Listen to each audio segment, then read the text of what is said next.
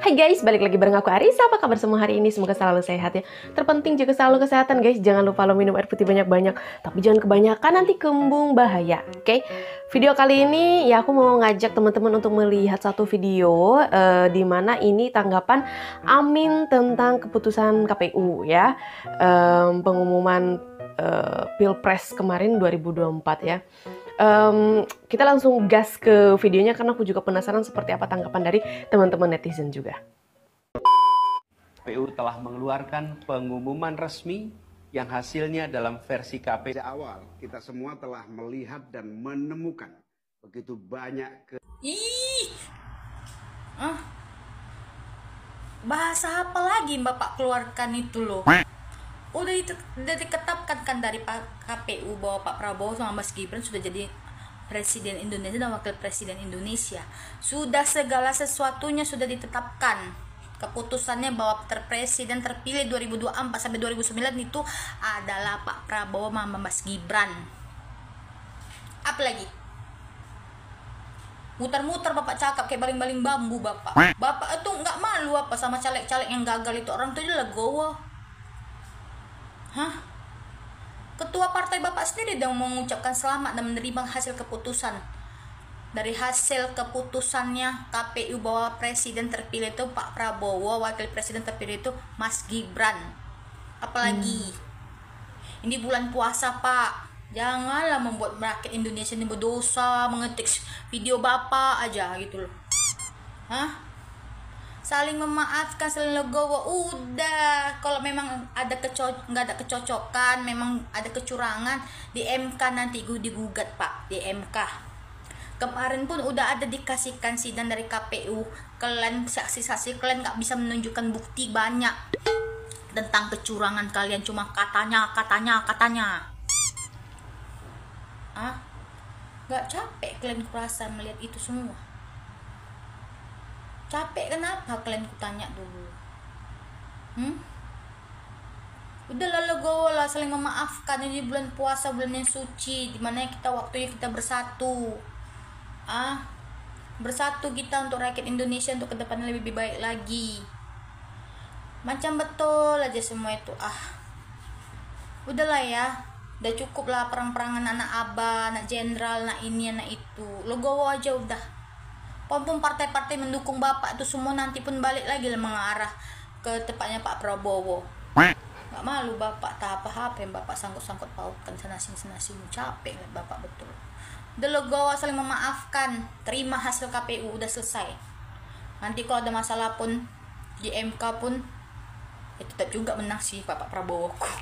Oke. Selamat ya untuk Bapak Prabowo dan Mas Gibran Raka Bumi Raka menjadi presiden dan wakil presiden 2024 sampai 2009. Tetap semangat, negara Indonesia maju dan jaya terus. Versi KPU gimana toh maksudnya? Itulah hasil dari suara rakyat kok dibilang versi KPU. Kalau Anda bilang itu adalah hasil suara dari versi KPU, kami sebagai rakyat Indonesia merasa direndahkan dengan narasi Anda. Karena itu adalah hasil dari suara kami, rakyat Indonesia, bukan suaranya KPU. Kok yuk bisa-bisanya itu dibilang versi suara KPU? Itu suara kami, rakyat Indonesia. Kenapa kalian tidak terima dengan hasil suara dari kami? Hei, kenapa? Kami itu ingin membangun bangsa dan negara yang lebih maju. Kami sudah bangga dengan Bapak Presiden Joko Widodo. Lah, kok ini malah dibilangnya hasil suara versi KPU? Piye to karepmu ki? Malah nggak terima, mau begini mau begitu. Kalau kami rakyat Indonesia nggak terima dengan kelakuan Anda, bagaimana? Jal, mikir. Ada 3 poin yang ingin saya sampaikan terkait dengan Timnas Amin yang akan berjuang di MK nanti. Tapi sebelum itu saya ingin menanggapi dulu video dari Capres yang kalah barusan. Di mana saya suka dengan narasi yang disampaikan oleh Caimin yang mengganti kata kecurangan menjadi kekurangan. Ini adalah pilihan kata yang bijak. Apakah ini karena efek dapat salam dari Pak Jokowi? Maybe. Poin pertama. Hingga saat ini kita sama-sama belum tahu nih apa-apa saja isi dari laporan tentang Timnas Amin. Tetapi saya mengutip dari berita Tempo, di mana Pak Ari Yusuf Amir sebagai Ketua Timnas menyampaikan ada 2 gugatan. Satu secara kuantitatif, di mana terjadinya perselisihan perhitungan suara versi kubu Amin dengan versi KPU. Ya ini sih sah-sah saja karena wewenang MK yaitu salah satunya putusan PHPU atau perselisihan hasil surat suara pemilu. Gugatan keduanya yaitu gugatan secara kualitatif. Di antaranya terjadinya kecurangan terstruktur, sistematis dan masif atau TSM yang melibatkan aparat mulai dari kepala desa hingga tingkat presiden dalam memenangkan paslon tertentu yang berujung untuk mencabut keputusan MK 90 dan mendiskualifikasi paslon 02. Proses ini bisa cepat, bisa juga memakan waktu yang cukup lama. Kenapa? Mohon dikoreksi kalau saya salah, karena gugatan ini harus dipastikan terlebih dahulu sudah dilaporkan ke Bawaslu sebelum dipersidangkan di MK nantinya. Karena laporan dugaan pelanggaran pemilu itu paling lambat kalau tidak salah 7 hari setelah diketahui atau ditemukannya pelanggaran tersebut. Baik itu pelanggaran administrasi pemilu, pelanggaran tindak pidana pemilu, maupun pelanggaran kode etik pemilu. Ingat ya, 7 hari setelah diketahui terjadinya pelanggaran tersebut, bukan 7 hari setelah KPU mengumumkan hasil pemilu. Nah, untuk alur penyelesaian pelanggaran tersebut pun sudah tertuang dalam Peraturan Badan Pengawas Pemilu Nomor 8 Tahun 2018. Jadi kalau saya tidak melalui Bawaslu terlebih dahulu, ya jangan berharap banyak, gugatan tersebut akan diproses di MK nantinya. Dan kalaupun memperkarakan putusan MK 90 tentang batas usia cawapres, itu juga tidak akan mempengaruhi hasil pemilu tahun ini, akan berlaku di pemilu tahun 2029. Kemudian poin yang kedua, ya Pak Anies gak usah lah bernarasi bahwa pemilu ini telah ternodai lah, telah melanggar demokrasi lah. Apakah Bapak bisa menjamin bahwa dalam pemilu tahun ini kubu 01 telah membuktikan bahwa kalian berkontestasi secara adil, menjunjung kejujuran tanpa kecurangan? Penggelembungan suara 01 sempat viral juga loh kemarin. Dan jangan kalian kira kubu 02 sebagai pemenang tidak punya bukti juga tentang pelanggaran dan kecurangan kubu 01. Banyak malah. Ya, jangan sampai semut di seberang lautan nampak, gajah di pelupuk mata tak nampak. Kemudian poin ketiga, mohon dikoreksi lagi kalau seandainya saya salah. Terkait dengan laporan gugatan ke MK nanti, setahu saya itu harus atas nama partai politik, tidak bisa perorangan. Nah, kemarin Nasdem sudah menghormati keputusan KPU, artinya tidak terlibat di MK sepertinya. Dan jangan sampai PKB juga tidak ikut terlibat hanya karena Caimin dapat salam dari Pak Jokowi. Kasihan dong PKS Soloreng nanti. Aduh, kan masih ngeyel aja. Hasil KPU tetap kalah, masih ngeyel. Caimin dan Pak Anies ini, ya ampun. Makanya jangan merendahkan orang kalau dibantu. Masyarakat udah sadar mana yang terpilih, mana yang wajib jadi presiden. Ya 02 Prabowo, situ mau keluar nggak bakal merubah. Suara cuma 24% kok. Udah legowo, nggak usah ngajak-ngajakin demo nantinya. Udah legowo tuh, udah keluar kan, tetap kalah. Terima kekalahannya, oke? Dah, gak usah ngajak-ngajak masyarakat ini itu lagi. Masyarakat jelas sudah milih Pak Prabowo. 24 dibanding 58%-nya jauh, ya ampun. Udah, legowo ya, biar aman Indonesia ini. Tinggal melihat, besok dilantik Pak Prabowo. Salam, akal sehat. Waalaikumsalam warahmatullahi wabarakatuh. Jadi intinya di video ini panjang banget emang. Pak Anies ini Pak, kalau soal ngomong top. Tapi intinya di video ini Pak Anies ini nggak terima sama hasil pemilu, kan udah diumumin sama KPU yang menang Pragip. Cuma Pak Anies nggak terima, jadi dia mau Pak Anies dan Caimin ini mau gugat ke MK. Ya monggo. Tapi kan aneh Pak. Kenapa? Bapak ini kan koalisi perubahan ya. Partai pengusung Bapak, partai terbesar pengusung Bapak itu udah konferensi pers. Surya Paloh itu udah konferensi pers, udah menerima hasil pemilu baik pilpres maupun pileknya, dan udah mengucapkan selamat kepada Prabowo Gibran. Kok Bapak masih mau gugat ke MK? Kok nggak sinkron gitu ini koalisi satu ini? Apa cuma PKB dan PKS doang ini yang nggak terima ini? Ya itu terserah lah.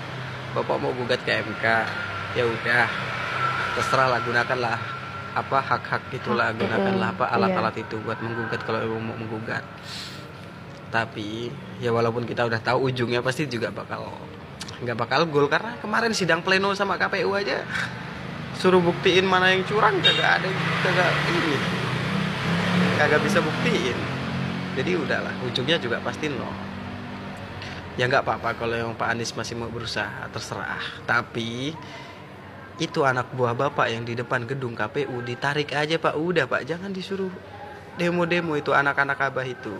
Kalau memang nggak disuruh ya udahlah, himbau aja. Pak Anies kan bisa tuh posting di TikTok lagi buat anak-anak Abah yang lagi demo di depan gedung KPU, ayo udah mundur gitu, nggak usah demo-demo lagi, takutnya nanti ada korban jiwa. Puasa-puasa demo-demo lagi kan, marah-marah kan, nggak bagus. Lagian kasihan anak-anak Abah itu di sana, udah mana terlantar, sholat di depan gedung KPU, buka puasa depan gedung KPU. Yang dibela buka puasanya di restoran, makan enak, sholatnya khusyuk di masjid.